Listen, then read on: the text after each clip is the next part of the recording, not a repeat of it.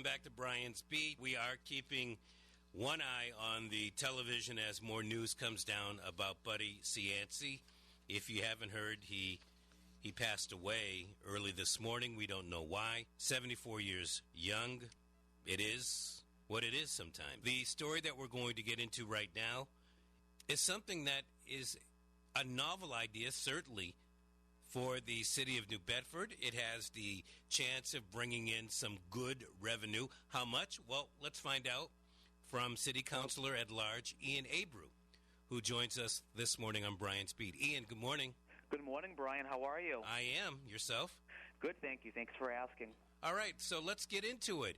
What were you doing? Sitting at your desk, scribbling one day, and you said, hey, here's a way to not tax the people and to bring in some money? You know what, Brian, when I campaigned this past summer into the fall, and I know you followed my campaign, as did many others, I campaigned on the ideas of not only bringing in new jobs and being a fiscal conservative, but also trying to figure out and look into alternative ways and measures to generate revenue for the community. And, of course, it all starts with a Google search, right, and going online and sharing best practices and looking at what other communities are doing. I saw what other communities were doing, and I know we'll get into that throughout this interview, but it seemed like a good idea. There has been quite a measure of success all throughout the country. Well, where has this been practiced? So, first of all, I just wanted to say, obviously, that this has been very successful in the communities of San Diego, for example. This has been implemented in San Diego. They call it a corporate partnership program, but it's municipal marketing. This program has produced in excess of over $18 million in revenue. Really? And, absolutely. Since 1999, and it's obviously been used to help the cities, fund the city's ongoing operations. The city of Dallas, Texas, is another great example. They've been able to secure $8.5 million in funding in exchange for these municipal services, and that goes back since 2005. Now, I'm not trying to compare, obviously, Dallas or San Diego or even Chicago, who has instituted this since 2012. But, I'm not trying to compare it to New Bedford, but the reality is there are still monies to be had here in this community. We have great infrastructure. We have a lot of access to tourists. I mean, if you look at that number since 2012 as a city, we've attracted over 670,000 tourists and visitors to New Bedford. And when you look at our waterfront, the ferry terminal, Pier 3, downtown, you're talking about prime real estate that a company just may want to advertise on. Well, I would agree with you on that. So is the idea to use municipal buildings to do these advertisements, or how is the game plan being formulated? So we own over 90 properties right now, the city of New Bedford, okay, all throughout the city. So north to south to west, all the way to the waterfront, the whole deal. So clearly, when you look at this, I want to be perfectly clear about this program. If implemented and managed correctly by our city, our municipal marketing strategy will, one, it's going to protect the brand and visual integrity of our city. I want to make that clear right now. Designs and displays should and always will possess the integrity and character that reflect the value of our city. That sounds good, but how do you let's get into how you would implement, and then we can discuss a little bit more about what's going to be the integrity, the brand, and all of that. Well, obviously, what we're going to have to do is, first thing is first, the motion on the floor tonight is to kick this over to CFO Ari Sky and Solicitor McDermott, and it's going to be referred to our subcommittee on property, and we're going to receive a report within 60 days on the feasibility, and then we're going to study this together in the committee, roll our sleeves up, and really start to get to the nitty-gritty. But again, it'd have to be an RFP process in which we look at the potential employers who may want to lease space to make sure that, it's not always about the dollars and cents. It's about making sure that the integrity is not compromised. So we have to investigate those matters. The first thing is first, let's get into committee, roll up our sleeves, work with the mayor's office, work with the CFO, work with the solicitor's office, and really start to get into this. Oh, by that time it's going to be like Buddy Cianci dead. Well, I understand you have to go through certain routes, but let's talk about this because you guys will sit there in the council and do your thing, and I'm not trying to be negative about it, but there are people out here on the outside, and they're saying to themselves, okay, who is going to lease space? Is it going to be corporations from outside the market? Are there going to be the mom and pop stores? What kind of price are you looking at to lease that space so somebody can then put up an advertisement? Well, we're going to have to look at what the value is, right? We have to assess the value of what we think a company may want to pay for a space. I mean, I could see a marquee spot at the ferry terminal for a year. I could see a $50,000-$60,000 investment by a company if they're so interested, whether that's a bank or whatever the case may be. And I know that there was an article written by one of your colleagues last night on your website and on Facebook, and it was a little misleading. I got to be honest with you. I respect him very much, but the lead-in was imagine driving down William Street and seeing McDonald's on City Hall, or bringing your children to school and seeing Dunkin' Donuts on the school. Again, there's a little bit of fear-mongering going on there in that lead-in, I felt. Well, I don't know about that, but what's wrong with seeing Dunkin' Donuts on a school building or McDonald's on City Hall? Well, again, when you're trying to promote a community of eating healthy, I don't know. There are plenty of different, different directions you can go with that. I'm not saying I'd be in favor of that. I'm not saying I would be against that. All right, but if you're promoting eating healthy, then maybe the Healthy Grill, for instance. But you're opposed to it being on City Hall or a school building. So, again, this has to be regulated, and like I had said, and I'm going to speak on this on my motion tonight, I would like to see this, and I know 8 of my colleagues agree because they've all co-signed the motion, one of which being our City Council President, Linda Morad. We need to focus, my opinion, on fewer, larger initiatives rather than many smaller ones. In my opinion, municipal marketing initiatives that are done tastefully and in a strategically limited way, we can ensure that it does not oversaturate our landscapes or our outdoor advertising market in any way. And again, creativity should always be a core goal.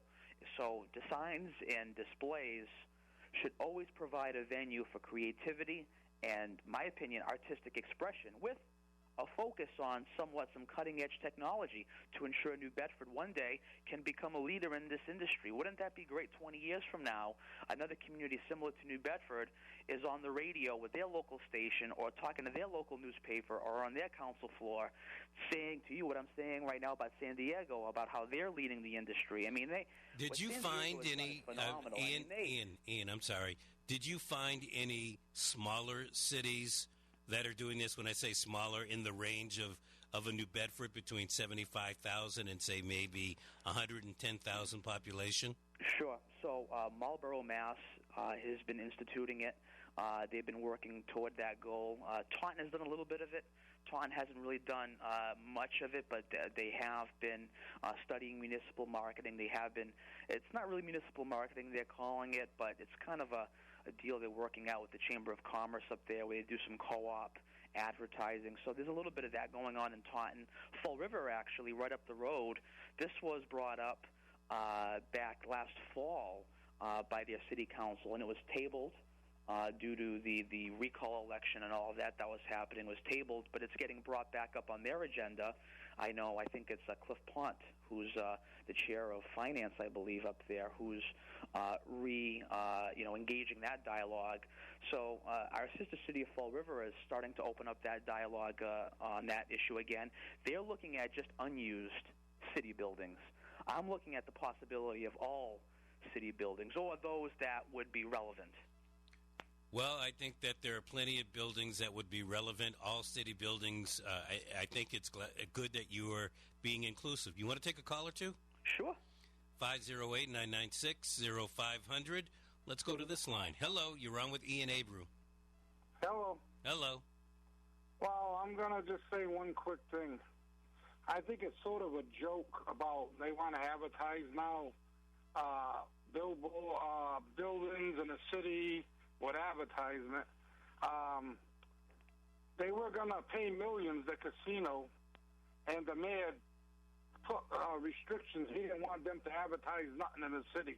But all of a sudden now, they're coming with an idea to advertise on city buildings.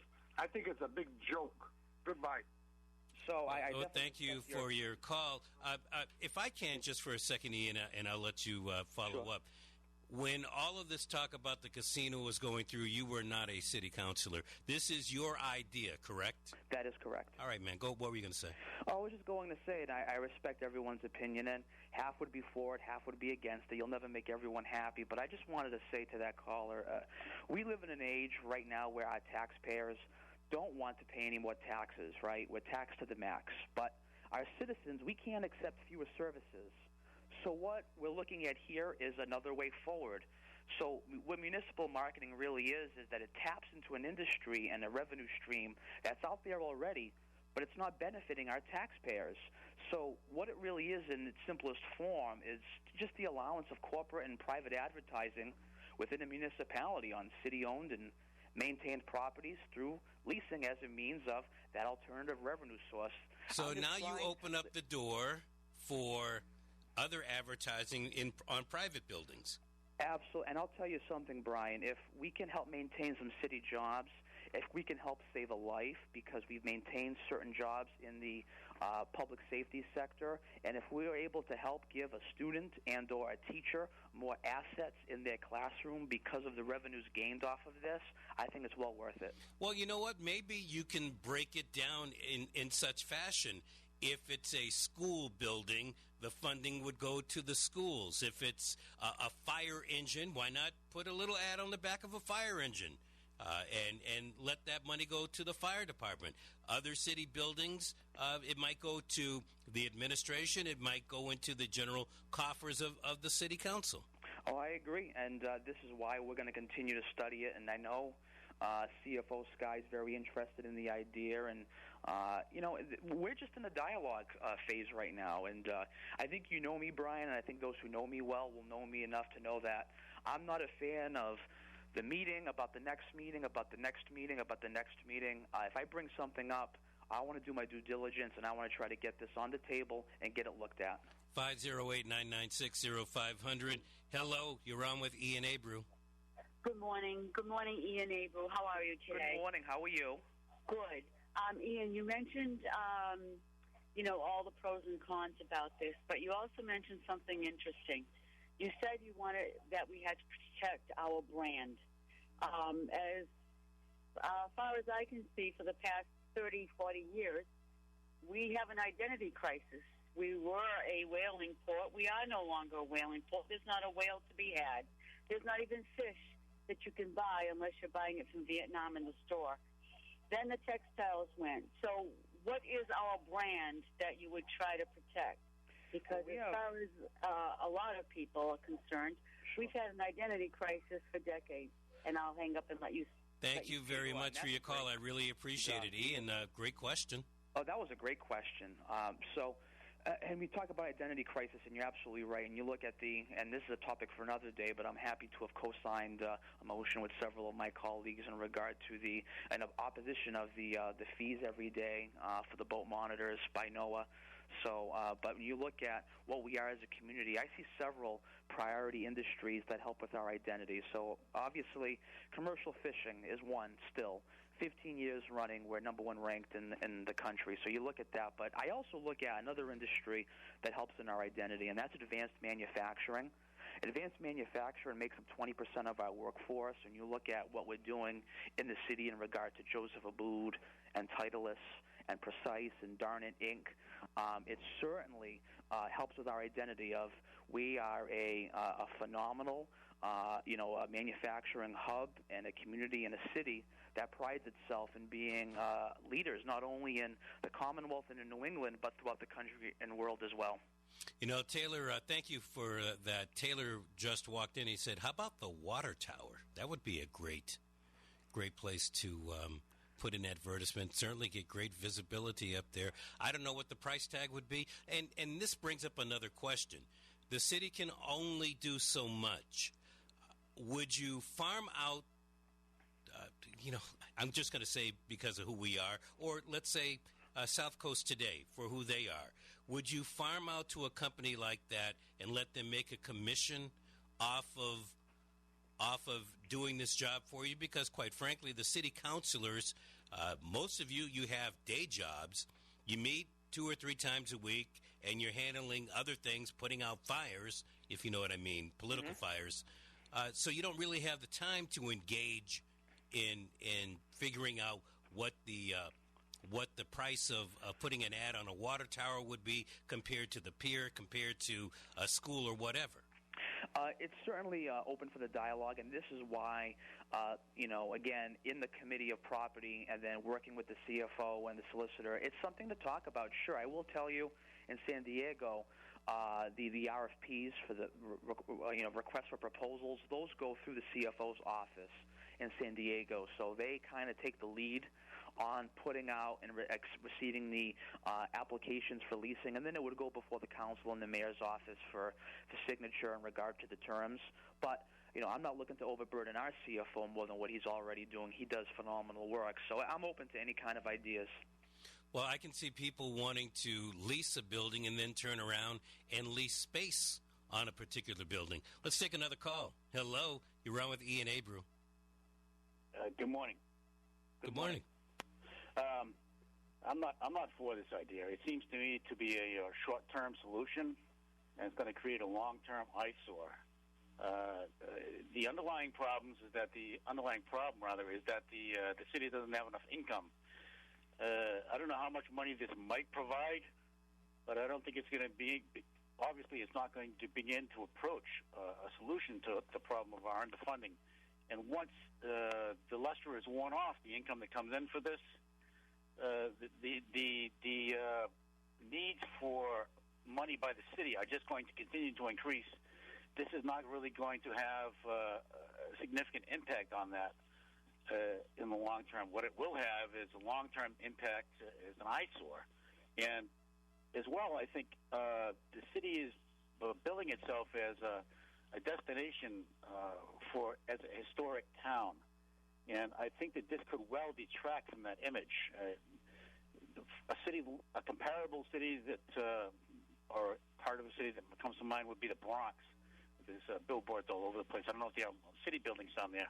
When I think of the Bronx, I don't think of the architecture involved down there, existing down there, but rather the billboards all over the place, and it makes it seem kind of tawdry. I know one thing. I particularly resent the billboards that are placed on the top of gasoline pumps at gas stations. It's very intrusive, and I think that I'm not going to go on too long for this, but I think that if there were enough money in the city or elsewhere to generate real income from the billboards, etc., then we wouldn't need money to raise money from the billboards. Gotcha on that. Thank you very much. Ian? Well, that was a great call, and I appreciate your feedback on that as well, sir. Will the funding from this that we receive move the needle in regard to solving all of our financial woes? Absolutely not. I'm being upfront and honest with that. It's not. I mean, you look at San Diego, a city that's much bigger than ours, a much more, a traveled tourist destination than New Bedford. They've been able to accumulate $18 million since 1999. So if you divide that out, it's not a whole lot of money. But if we're looking at this, sort of unilaterally. Well, let's look at it this year. What would $1 million into the coffers do? One year. What would $1 million do? Well, it would help save jobs. Who knows what it would do? It would help save jobs. Look, it could help give teachers more assets in the classroom. We could maybe even have another academy at some point if we continue to raise these monies. Who knows? I mean, it's. I would break it down like this. Over the past few weeks, haven't we been talking about overtime with the fire department? Absolutely. They're about 300 million over the overtime budget right now. So that could cure that one particular problem. Is it going to solve everything? No, but is it supposed to solve everything? It's not supposed to, no. It's supposed to help address budget gaps and shortfalls, whatever they may be. And again, I totally understand. And listen, nobody loves cares about the city more than me or as much as I do. I'm as much as anyone else, and I think you know that, Brian. Last thing I want to do is ever compromise our integrity. That's the most important thing, and like I had said, we're not looking at putting billboards all throughout the edges of Route 18 and all over the waterfront and all over downtown and all over Coggeshall Street. Again, let's focus on fewer, larger initiatives than a bunch of small ones. Well, I'll tell you what, I'm listening to what you're saying, but government is government, and I know you're new to the city government, but once they get their hands on a revenue source, they don't like to let go. And if this is bringing in money and it's keeping taxpayers from complaining about having to pay more out of their own pocket, you will seek other buildings to put more signs on or double up on signs. You may get outvoted on something like that, but I can understand where that caller was coming from with the eyesore, and I don't know how you're going to want to stop it, because you'll have agency after city department saying, I need more money. Right. Well, hopefully, at that point, based off of the great work we're going to be doing with, in regard to our workforce and employment subcommittees and working with other priority industries, hopefully at that point we'll be able to grow the tax base a little bit more by attracting some new industry here and creating more investment through. Well, if you can drop the commercial tax, day, but if you can drop the commercial tax, other man. Interview, Brian. I know. Hey, listen, one more call for you. Absolutely. All right, let's take it. You're on with Ian Abreu, City Councilor. Hi, how are you today? Hi, how are you? Good. In my opinion, I don't think it's so much of a good idea. I think it's a short-term solution for a long-term problem. I think the city should go after the people who are not paying their tax bills. And also, I think the city should go after the people who actually the city should sell their property that they own to people who can buy it, because the city is not in the business of owning vacant properties. So I don't know what the procedure is for that, but that's my opinion anyway. Good call. Great point too. If I can add, Ian, there certainly are many buildings that are not occupied right now. My guess is, simple guess, is that over the years, by leasing out the space on these buildings, the long-term financial effect will be much more positive than if you sell those buildings. But right now, those buildings are sitting, many of them idle, many of them, more than cobwebs running around them. Well, and you're absolutely right. And that was a great call. And to her point, and it was a great point, to sell off city buildings, especially if they're historic, it's quite a process, right? You'd have to go before the Historic Commission, and not only that, you'd have to find someone who'd be willing to make that investment and buy it. So, yes, if someone's willing to buy an unused city building, if it's, if we want to get it off the tax and on the tax roll, that's fine. But you need to find that investor first. So that's the key. It's easy to say, I think.